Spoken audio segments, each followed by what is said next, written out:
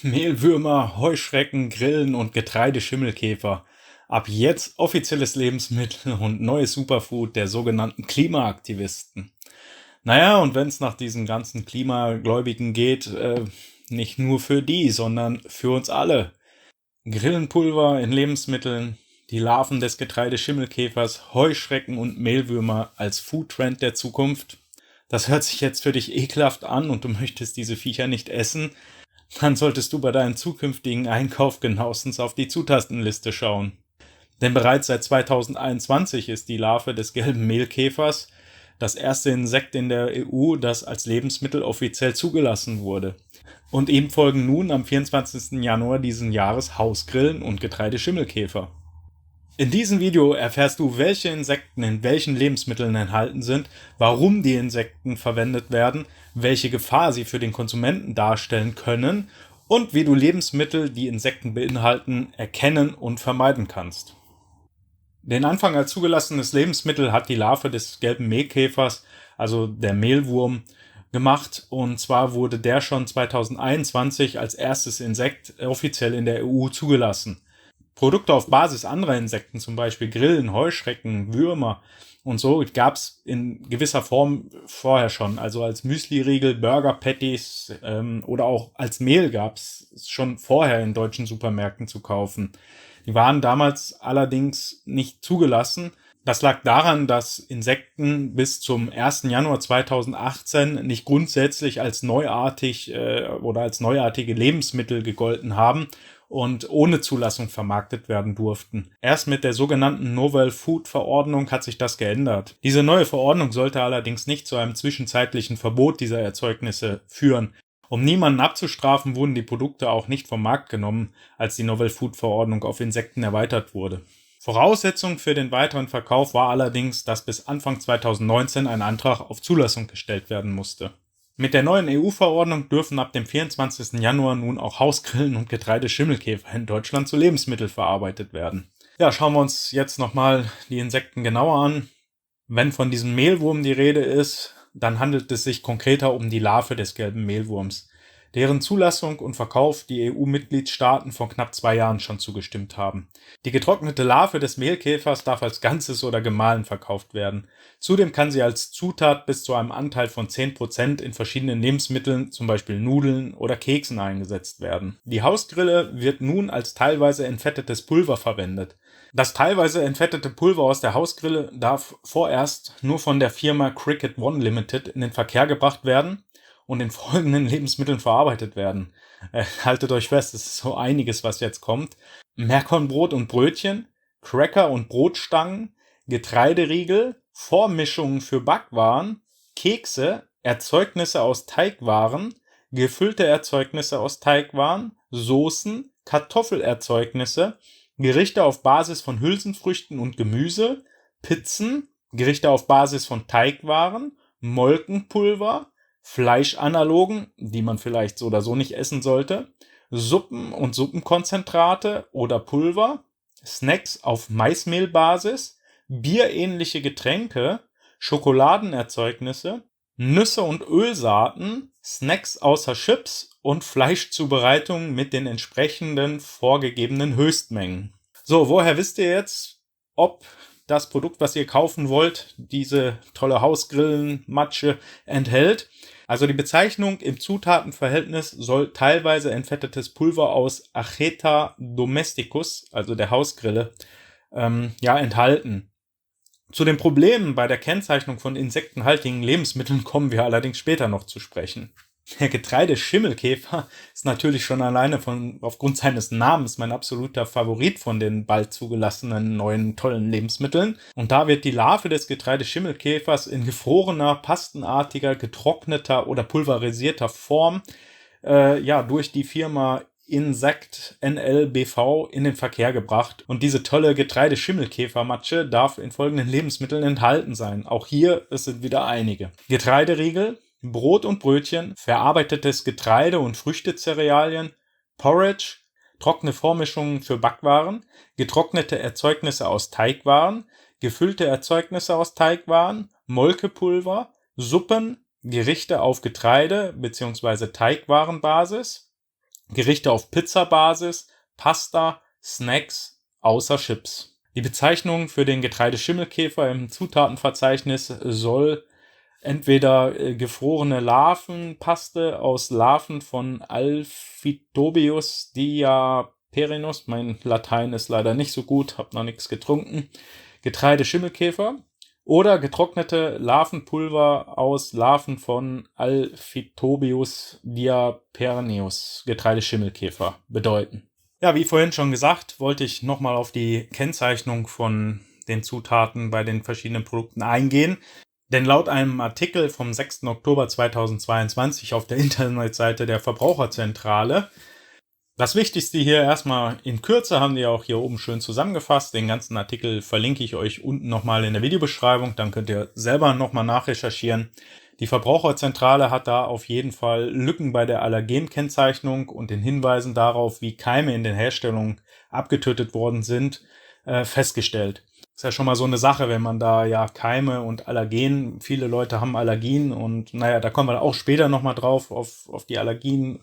Der zweite Punkt, vielleicht nicht so tragisch, einige Produkte sind stark zucker- oder salzhaltig, naja, davon gibt's genug auf dem Markt, das sollte man schon wissen, ja, und teuer, naja, muss man ja nicht kaufen. Das ist halt erstmal so ein Punkt, der ist jetzt nicht so tragisch.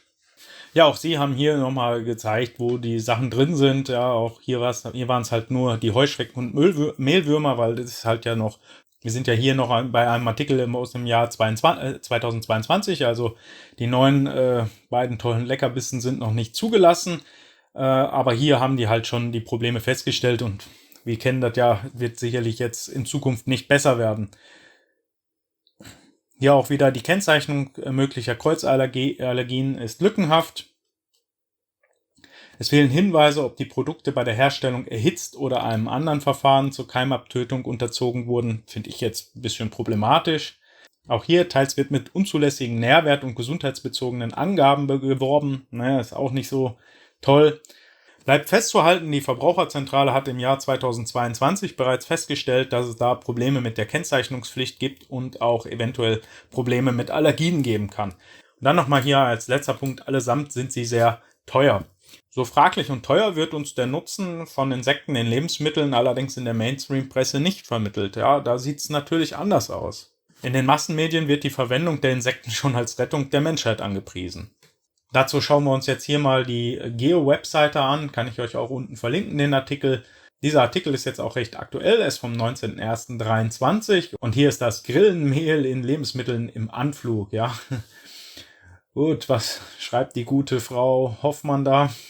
Ja, es wird uns jetzt erstmal hier wieder gezeigt, dass ja, in anderen Ländern das ja schon total Alltag ist und ja, nur bei den meisten Deutschen halt ein Ekel erregt wird beim Essen von Insekten. Sicherlich ist das kulturell bedingt, ja, wenn man jetzt an Asien denkt, was die sich da alle reinhauen, ja, nur ist halt auch die Frage, ja, weil die das machen, ja, als Kind wurde mir immer gesagt, oder als Kind wurde mir immer die Frage gestellt, ja, wenn der eine in den Brunnen springt, springst du dann hinterher? Oder wenn der eine von der Brücke springt, springst du dann hinterher? So, das ist ja jetzt auch die Frage, ja. Wenn die das essen und toll finden, ist das ja schön, aber muss ich das dann auch toll finden? Ne? Naja, zu diesem muss ich das toll finden, kommen wir dann auch später dann nochmal. Da werfen wir auch nochmal einen Blick drauf, wer alles so das möchte, gerne hätte, dass wir Würmer essen. Auf jeden Fall wird dann hier geschrieben und sie punkten mit einer weit umweltfreundlicheren Produktion als Fleisch herkömmlicher Nutztiere. Insekten brauchen weniger Platz, verursachen weniger Treibhausgase, Emissionen. Trotzdem, gemahlene Mehlwürmer möchte kaum jemand gern auf dem Teller haben. Genau. So, und dann kommen wir nämlich zu der nächsten Seite. Schauen uns jetzt mal, was schreibt der Lebensmittelverband. Der Lebensmittelverband hat dann auch schon gemerkt, dass es hier in unserem Kulturkreis vielleicht schwer wird, ja, mit Würmeressen und fragt sich dann auch hier, inwieweit sich das tatsächlich in unserem Kulturkreis als Mahlzeit durchsetzen könnte. Bleibt nach wie vor abzuwarten. Ja, genau. Aber er hat ja schon eine schöne Lösung, denn er stellt ja hier dann auch gleich schon fest, es ist sicherlich von der Darreichungsform abhängig. So, und dann sagt er hier, die Hemmschwelle, verarbeitete Insekten zu essen, ist beispielsweise wesentlich niedriger als bei einer frittierten Grille. Naja, klar, wenn ich das ganze Zeug jetzt, wie die vorhaben, zu Mehl und Pasten verarbeite und das Ganze dann in Brötchen oder sonst wie verpacke, merke ich ja erstmal wahrscheinlich gar nicht, dass ich Insekten esse. Ja, also die wollen uns im Endeffekt untermogeln. Ja, und das finde ich irgendwie so bedenklich. Ja, ich möchte keine Insekten essen und laufe jetzt Gefahr, wenn ich mir irgendwelche verarbeiteten Produkte kaufe, dass das Zeug da untergemogelt wird. Wahrscheinlich, weil das billig zu produzieren ist. Ja, man ja schon gelesen, ja, ob da so geachtet wird, ob die keimfreie Atmosphäre da eingehalten wird und so weiter und so fort. Ja, das ist halt, finde ich, problematisch. Dann können wir jetzt auch noch hier auf den letzten Absatz einen Blick werfen. Hier geht es um die Allergiker. Die sollten nämlich zurückhaltend sein, schreibt hier der Lebensmittelverband. Denn ja, man weiß noch gar nicht, wie reagieren jetzt Allergiker auf diese neuen Nahrungsmittel.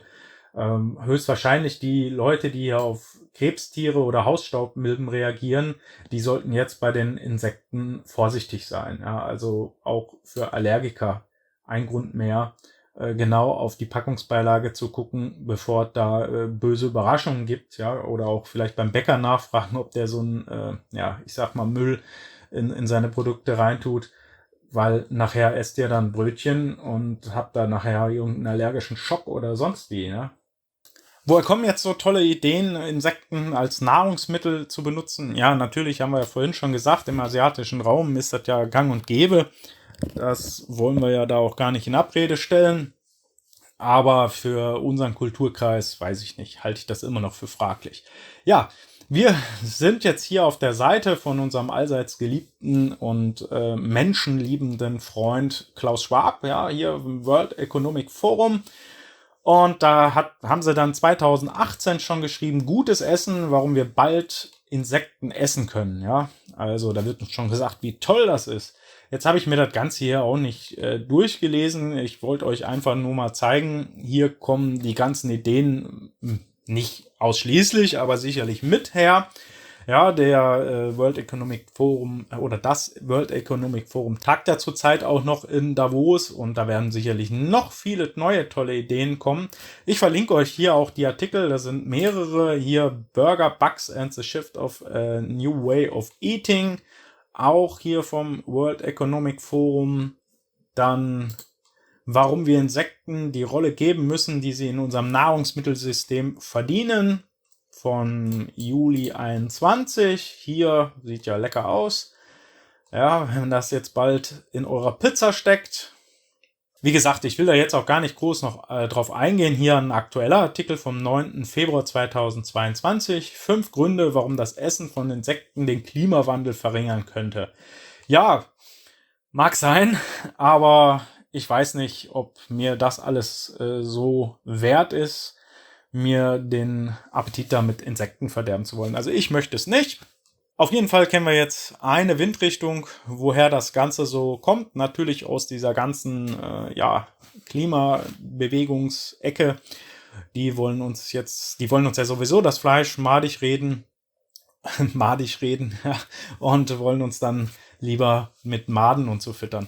Für mich als kleines Fazit, ich möchte keine Insekten essen, habe ich keine Lust zu, finde ich ein bisschen ekelhaft und auch fragwürdig, ob das so sein muss. Ich habe natürlich den Vorteil, ich verzichte so oder so auf stark veränderte Lebensmittel und gucke mir genau an, wo was herkommt und kann daher auch nur jedem empfehlen, die stark verarbeiteten Lebensmittel zu vermeiden. Vielleicht auch, so Burgerketten und so, die eventuell so ein Zeugs dann verarbeiten werden, vermeiden.